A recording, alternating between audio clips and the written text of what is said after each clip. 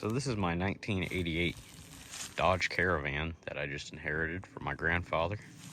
He was the original owner, and he parked it in 98 back here in the back of our farm.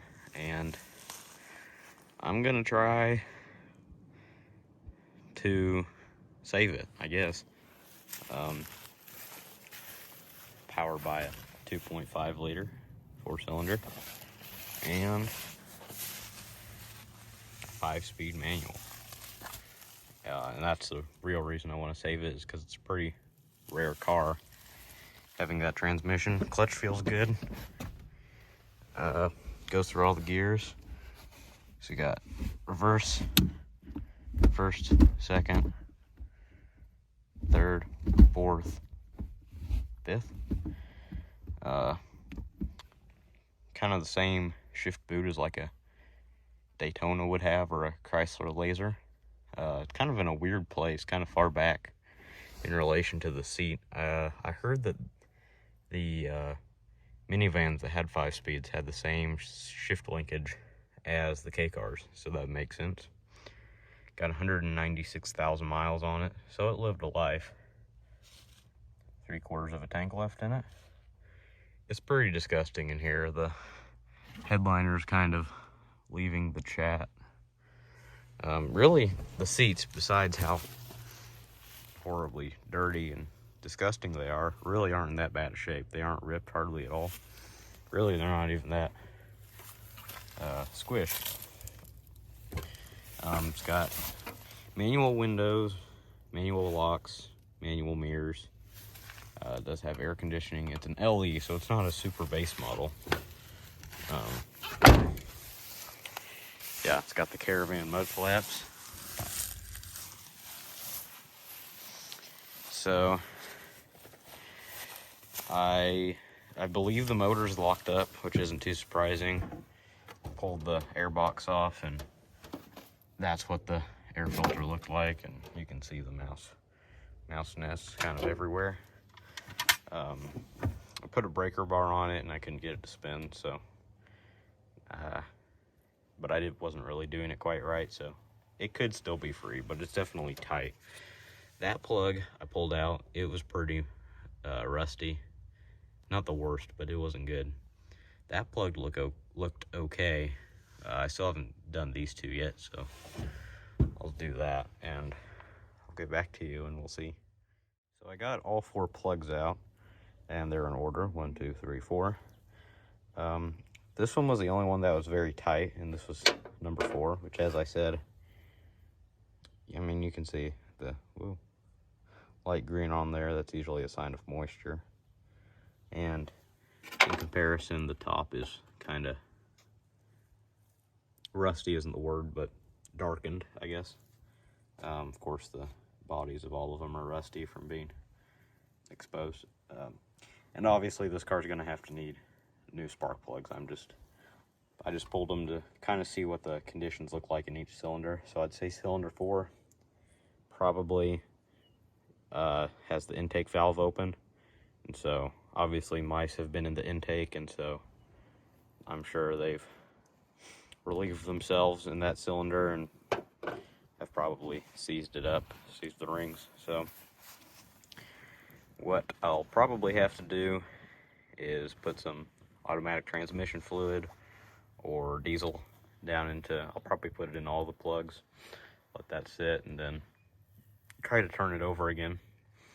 But that's gonna have to wait, because this car isn't in a very good location, I should say. There's trees growing up here.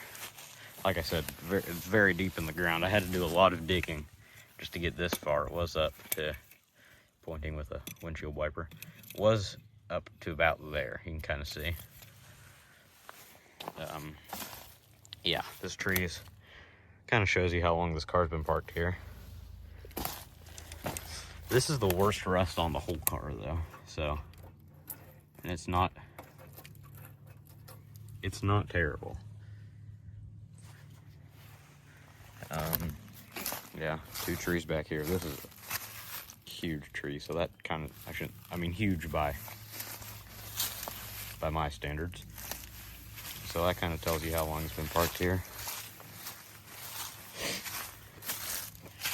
Yeah, so can't pull it out that way because I guess I could, but I'd have to cut down this tree. That might be the best course of action, honestly.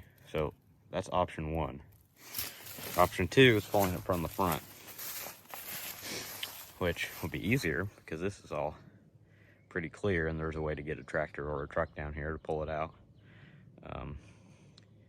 There's a Mazda Protege. That's not anything to worry about. That car's going to scrap soon. So the problem with pulling it out from the front is it has this rad air dam at the bottom, and I'd really rather not tear that all up if I can avoid doing that, and it would take a decent bit of excavating to get back there. I think the way I'd like to pull it, if I pull it from the front, is have the rope or chain come down through there, up over this engine mount, and then back down and then back out, and then we can hook it around a clevis on the tractor or the pickup. And on the back's not quite as underground, which is the advantage of it. I mean, it's still down there, but not quite as bad. We would have to try to avoid hitting the K car and that sickle mower there. But it's really not a super rough car. Like I said, have that spot of rust on the other side, has this going here, which again, it's not bad. I mean, you see worse on cars going down the road every day. So amazingly, these tires, both rear tires, I'm not sure about the fronts, but both rear tires do hold air, so that'll be helpful. And I'm wanting to move this car so I can move it up to a more accessible spot, I guess. And because where it is, obviously you don't know the layout of my area here, but I'm a ways away from any tools. This is a hog shed here, so no tools in there. Yeah, I'm kind of in the middle of nowhere. That truck needs to be worked on too, that D500 there. Might do a video on it, I don't know. So anyway, yeah, this is the Caravan. And thought I'd do kind of a walk around, and maybe I'll continue this video when I get it pulled out.